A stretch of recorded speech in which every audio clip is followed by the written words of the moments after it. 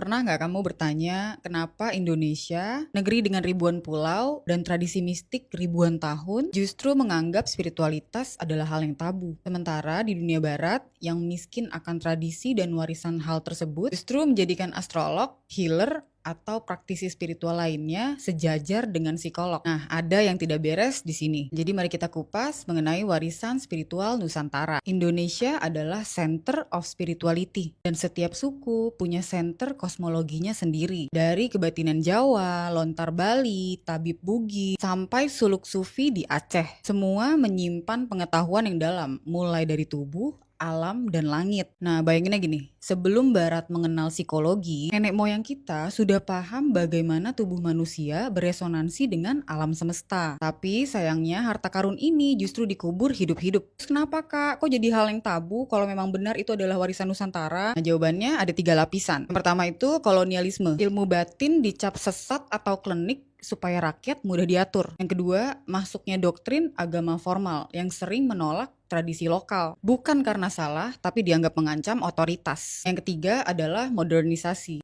Nah, sistem pendidikan kita itu diadopsi dunia barat, tapi hanya setengah. Materialisme diambil, spiritualisme dibuang. Nah, hasilnya spiritualitas kita dianggap rendah, sedangkan di dunia barat, yang haus akan ilmu batin malah meneliti dan mengakui. Di dalam dunia barat, astrolog itu disejajarkan dengan para konselor, dan healer bisa bekerja sama dengan dokter, dan meditasi dipelajari di setiap universitas. Sementara di Indonesia, astrolog masih dianggap main-main. Begitu juga dengan healer yang masih dicibir bahkan dianggap penipu. Nah, inilah ironisnya. Negara yang paling kaya justru menutup diri. Sangat berbalik dengan negara yang justru sangat miskin akan ilmu kebatinan, tapi sangat terbuka dan menghargai. Dan ini terjadi bukan karena bangsa kita bodoh, bukan juga karena masyarakat kita malas, tapi karena narasi selama ratusan tahun lalu memang sengaja dibentuk. Spiritualitas ditabukan agar bangsa ini tidak sadar betapa besar kekuatan dirinya. Karena bayangkan saja bagaimana jika rakyat Indonesia benar-benar sadar akan siapa dirinya. Kita tidak hanya sekedar menjadi pusat ekonomi dunia, tapi juga pusat kesadaran dunia.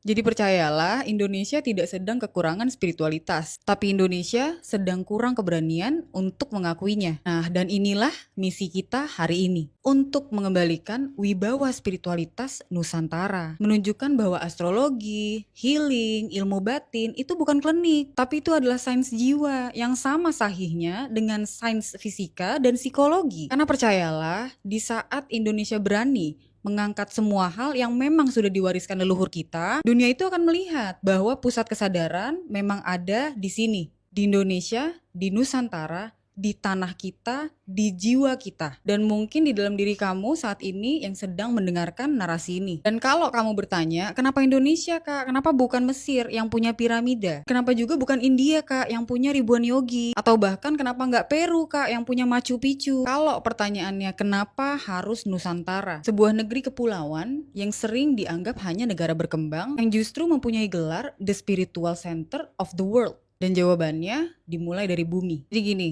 Indonesia berada tepat di jalur Ring of Fire, jalur gunung berapi terbesar dunia. Dan gunung berapi bukan hanya sumber bencana, tapi juga sumber energi yang paling murni. Mulai dari magnet, mineral, getaran elektromagnetik yang mengisi tanah dan air kita. Itulah sebabnya kenapa rempah kita harum tidak tergantikan dan hanya bisa tumbuh di sini. Dan bukan hanya itu aja, gunung berapi itu memberi frekuensi kesadaran bagi siapapun yang lahir di tanah ini. Semua jiwa yang lahir dan hidup di sini lebih mudah terkoneksi ke kosmos, lebih dekat akan tanda-tanda, dan lebih dekat juga pada langit. Dan Indonesia berada pada titik silang dunia, pertemuan di antara dua samudra, Samudra Pasifik dan Samudra Hindia, juga benua Asia dan Australia yang bersinggungan. Dan secara kosmik, ini adalah cakra bumi. Energi global itu berputar dan berlabuh di sini. Itulah sebabnya Nusantara jadi tanah persinggahan. Mulai dari pedagang Arab, India, Tiongkok, sampai Eropa. Dan ingat, bukan hanya manusia saja yang singgah. Banyak juga jiwa-jiwa dari peradaban dunia yang memilih lahir di sini. Dan untuk apa? Untuk ikut menjaga titik kesadaran ini. Indonesia ini, negara kita, itu adalah miniatur dunia. Indonesia, tanah tercinta kita, memiliki 17.000 pulau, 700 bahasa, dan ratusan suku. Jadi sudah jelas Nusantara ini adalah miniatur dunia. Semua karakter, semua elemen, semua pola sosial sudah ada di sini. Jadi percayalah, kalau Indonesia bisa bangkit dengan kesadarannya, itu bukan sekedar kebangkitan nasional, tapi itu adalah kebangkitan cetak biru umat manusia atau kebangkitan blueprint umat manusia.